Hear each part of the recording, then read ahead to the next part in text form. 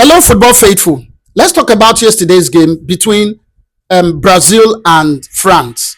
It ended 2-1, and my concern is just on our two players, Cunha and Mbomu. As I told us earlier, they filed out with 4-4-2. Cunha was playing as one of the striker with Vini up front. Then, of course, Casemiro played six. Then Andre Santos plays. Casemiro played six. Andre Santos played eight. So it was a bad night for them. All the players didn't come to the party.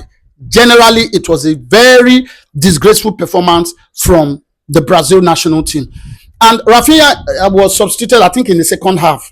He was brought out. Vini didn't have any shot on target. Then Casemiro was the player that was dispossessed in the middle that brought about the second goal.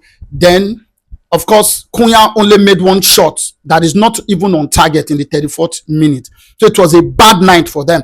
But the reason why I'm bringing this broadcast is for us to talk about our two players. Other players, I don't really have anything to say about them. It's just my two players, which is Cas and Cunha. And this is the reason why I've always talked about technically gifted players. I've always told us that there should be a balance in the middle of the park. You see these three midfielders, 10, 6, and 8. There should be an anchor. There should be a progressor, and of course, a creative player in the number 10 that plays behind the striker. Then the 6, not necessarily have to be all anchor. It has to be a progressor too. A bit of progressor, more of anchor. Then the number 8 should just be a progressor completely. That's what brings balance in the middle of the park. Yesterday, I really don't know what happened that Big Carlo used Andre Santos and the Casemiro. That is why Casemiro's rating for yesterday's game was 5, Cunha 5. The team as a whole, I don't think anybody got 6 because the setup was planned to fail.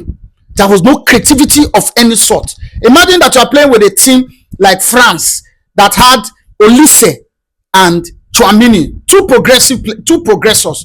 Then they now had Rabiot. Rabiot played in that center mid with Tchouameni. Then Olise. So they controlled the temple of the game. They controlled everything. See, football is not just about physicality or running like headless chicken. I keep saying it.